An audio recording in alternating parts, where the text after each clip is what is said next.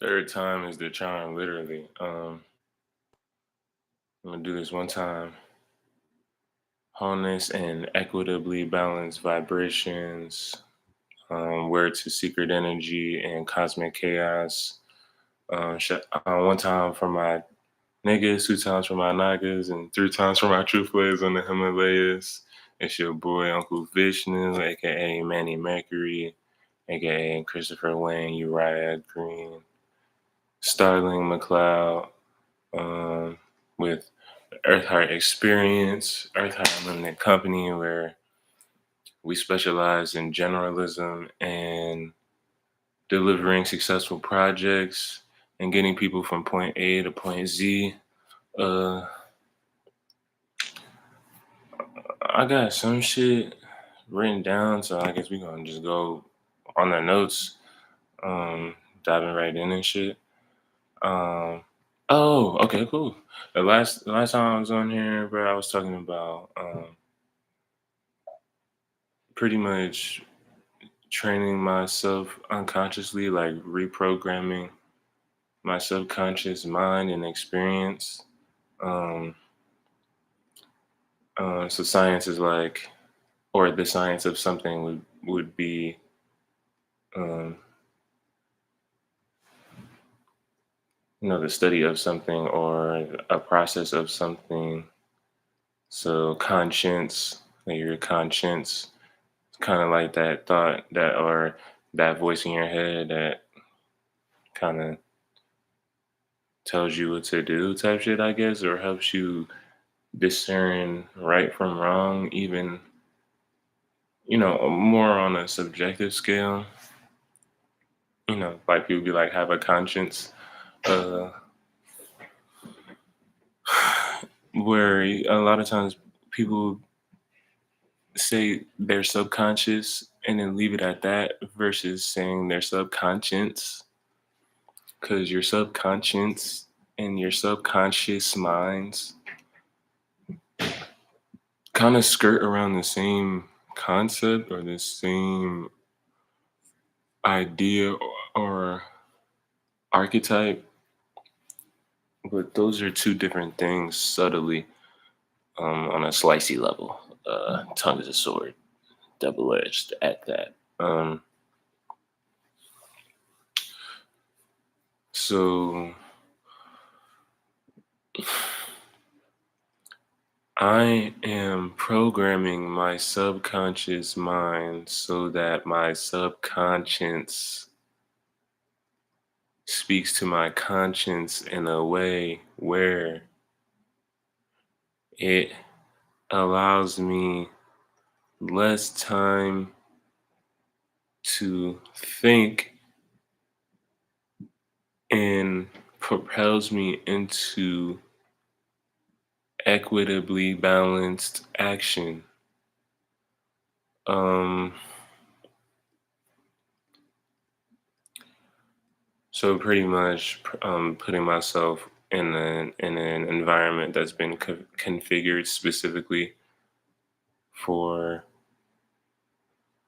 excuse me, the stimulation of my physical vehicle, my body, in a way that's almost like the wind in the sail of a boat that has been blown in a specific direction. Cause it's like I'm gone with the wind or going with the flow, but instead of going with the flow or going with the wind, I am being the wind. I am being the flow. I'm controlling the wind. I'm controlling the flow of things so that those things that are caught in the wind or in the flow or in the current are moving in the direction that I willed them to.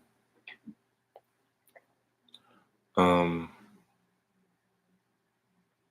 it's important to identify what I want and what I will as separate things, because I will things in the direction of the things that I want. What I want is the destination. What I will is the motion toward that.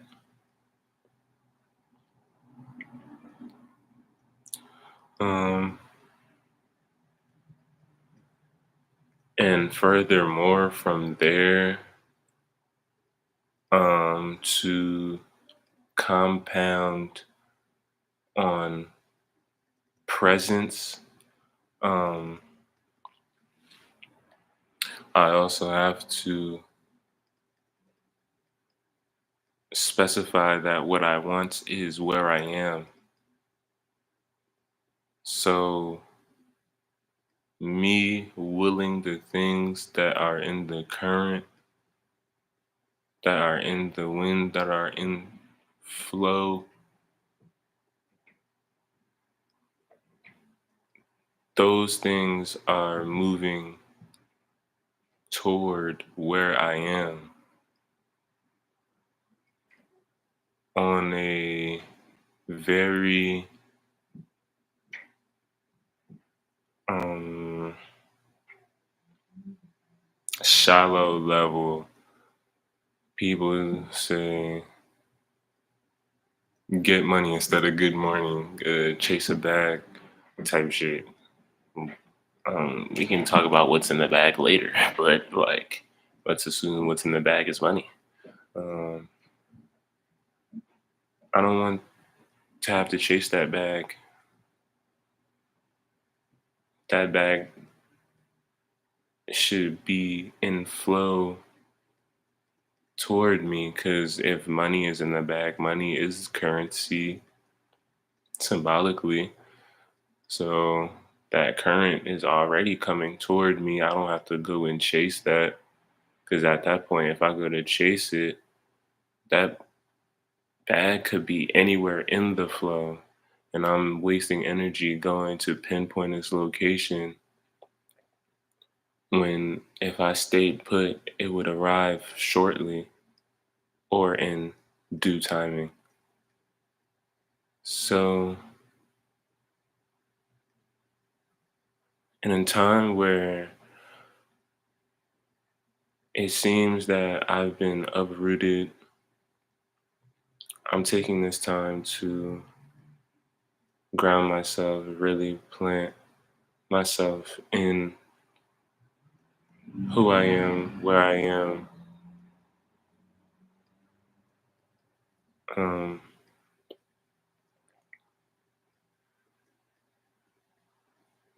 plant myself in my principles,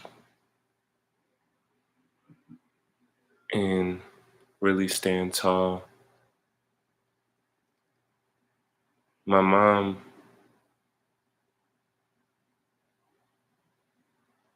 made me realize, in conjunction with my uncle, that at some point, my music was depressing. But prior to that, she disclosed to me that music to me, making music, was my way of keeping a journal. Um, so to hear that she had a conversation with my uncle and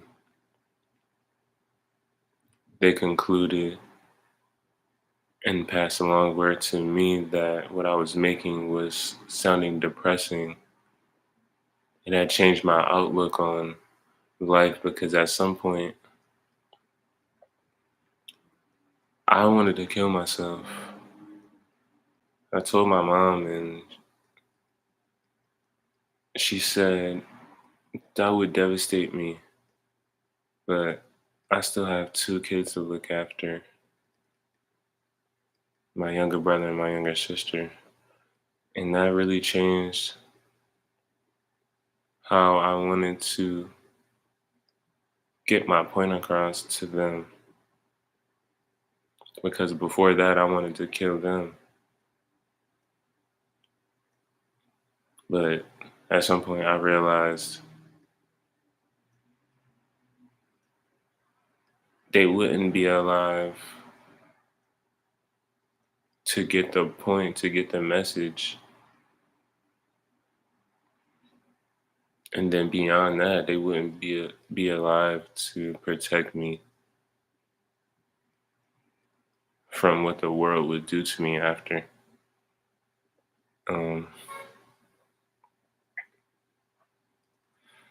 so, um, as I progressed in my creations, she said shit like, when I played her one song, this shit made me want to shake my ass. And I was like, damn, that's fire as fuck. That's super crazy. And even more recently, after a long time of me not sharing anything with her, I sent her something and she replied, "This is the one." So I knew I was onto something. And I don't know, in conversations that we had, even more recently than that, she expressed her recognition of me standing 10 toes in what it is that I am and what it is that I believe in. And this, I guess, is my formal proclamation, declaration of that. Um, well, as formal as I know how to be or express right now. Um, I guess on a casual level, somewhere in between formal and casual. This is just for my records. Um,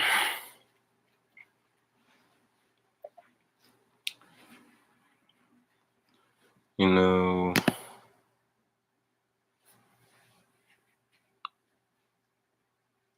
I did all this research on like dopamine, the reward system internally, systems in general, um, made me come across concepts of circuitry and think about like racing. It's like a loop, a closed loop at that, a track, like a race where energy flows consistently, sometimes at high speeds. And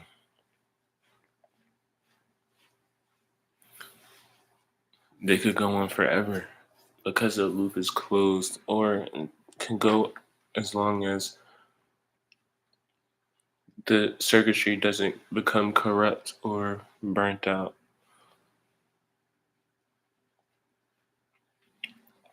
Which could happen if, there's not the proper gauges of wires, or, not the proper configuration that's capable or has the capacity to carry that sort of current. So that brings into question um, the size of the current that I see myself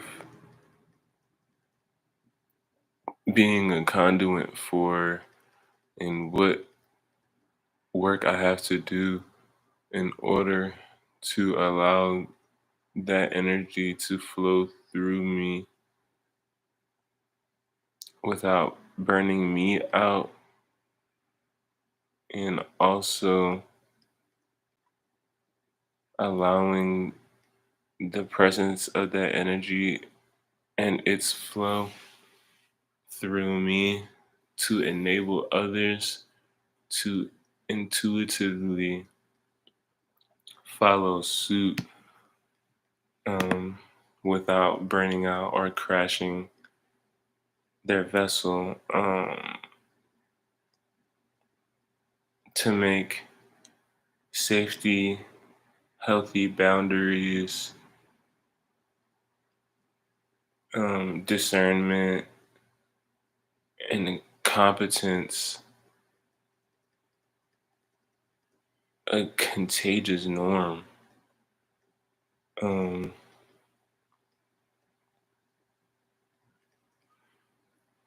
I want to protect not only my body, but the body of those that I come across. And the ones that they're exposed to, I want to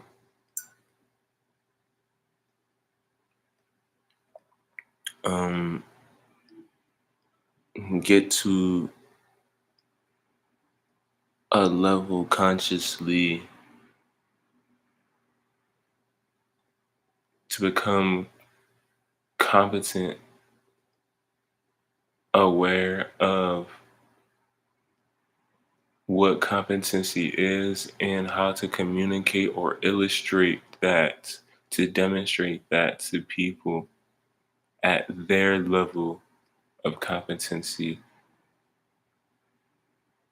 to be able to tell the distance between me and a person standing next to me cognitively, to be able to precisely and accurately meet them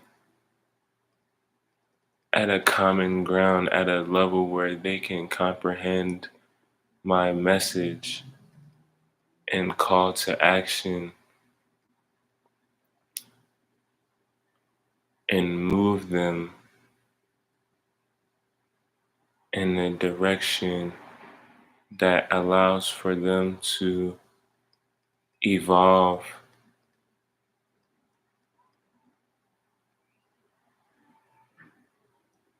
with equitable balance at an exponential rate, subsequently doing the same for me as a reflection and for those around them, to the point where I can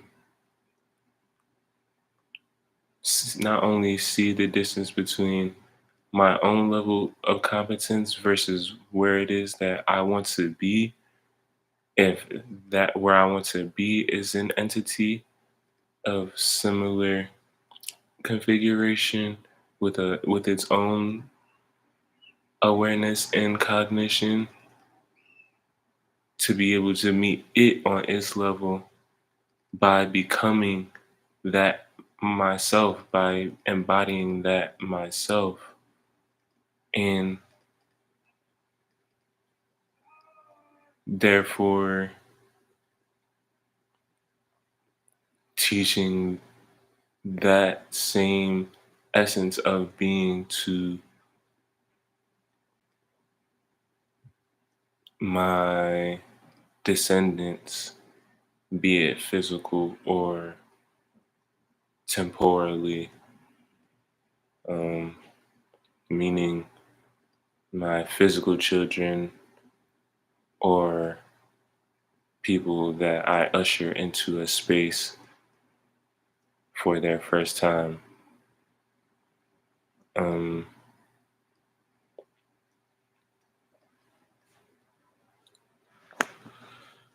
this was particularly important for me to express because I think about my relationship with my parents, and I have a song reflecting a conversation I had with my mother about how their decisions limited them to a certain level of experience,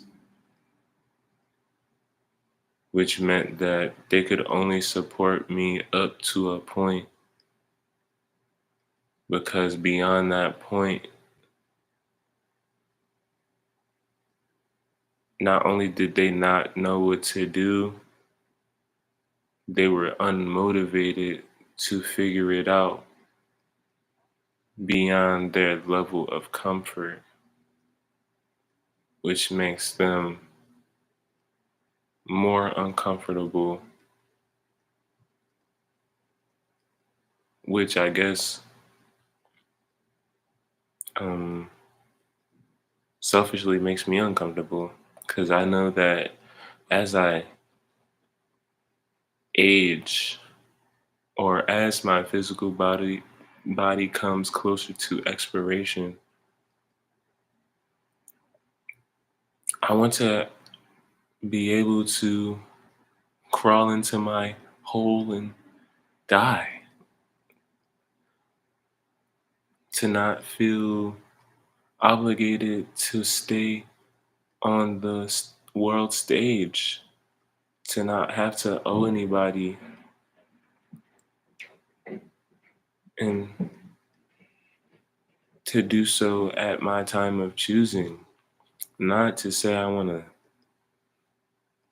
fucking like kill myself, but I want to, when I know that my body is ready to um release me, I want to be mobile. I want to be able to navigate to a place where I can make my body comfortable enough to where then my mind gets comfortable and stills itself and goes quietly to its next destination. Um,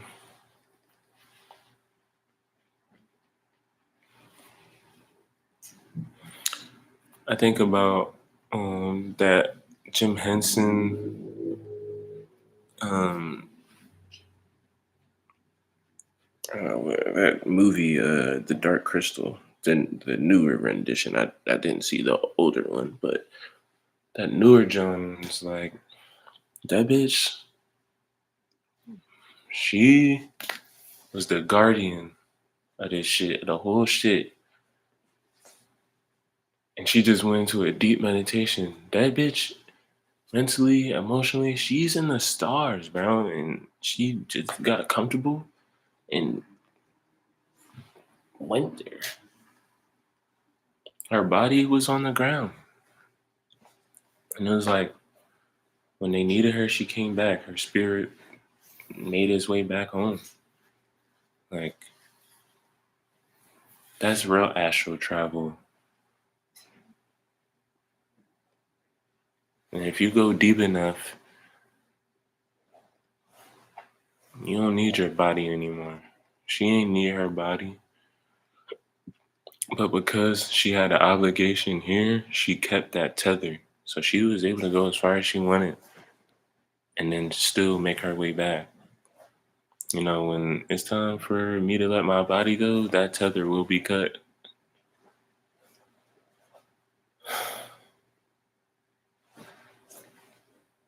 You know, I don't have to stay here. Like I said, I could have been left. But there's a level of grace that has to be exhibited among the population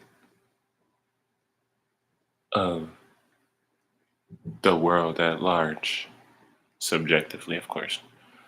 And I know how to be and demonstrate that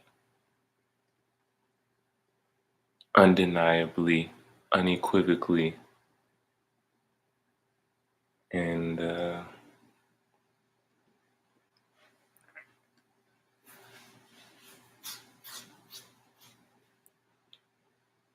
with patience.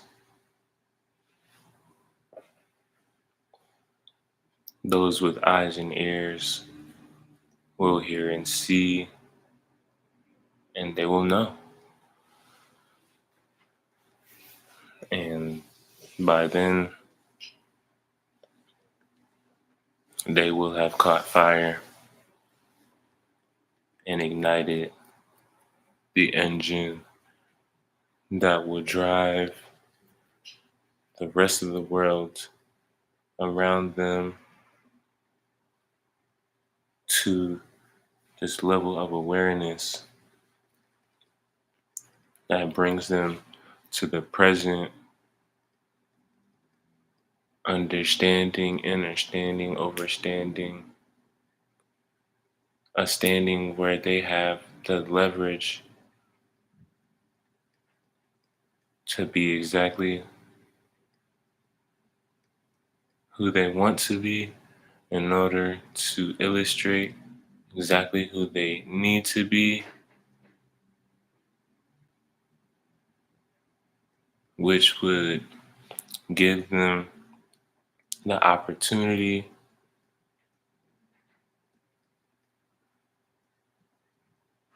to become exactly that person or exactly that entity. And by giving them the opportunity, it would just transform them because it wouldn't even be an opportunity where it's like you get to choose because at some point you don't. It's just one of those things. You see it and it's like, oh, that's actually me now, you know, aligning what you want with what you need and removing the distance between the two, which would be time, which would be movement.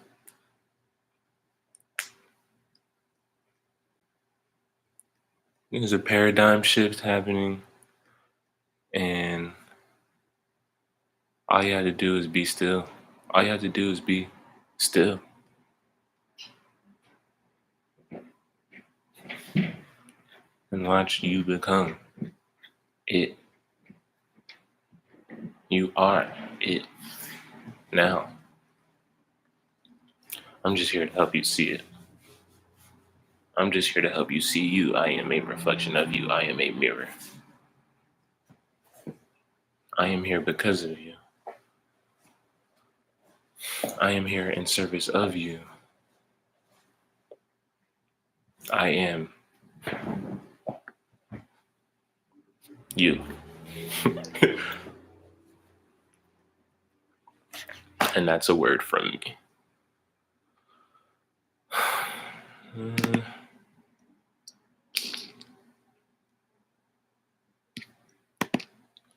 Um, I guess that was me touching on relationships and aligning uh, how others see you with how you see yourself and who you actually are.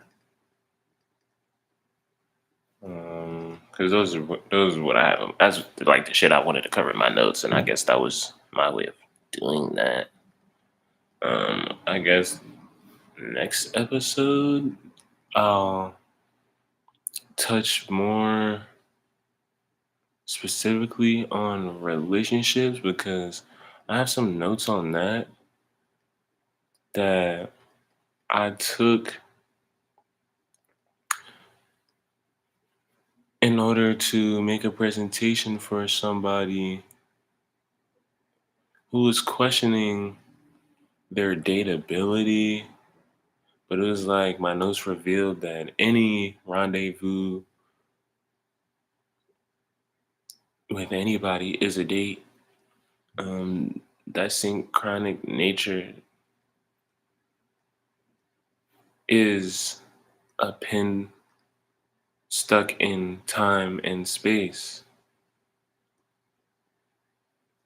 in the cartography of life, of experience, existence type thing. It's like you stuck a pin in that, hold that thought, put a pin in that. We can come back to it metaphysically. You know, that's the circuitry. That's technically a loop, but it's not just a circle, cyclical. It's more like non-material, non-physical. A metaphysical circuit is crazy.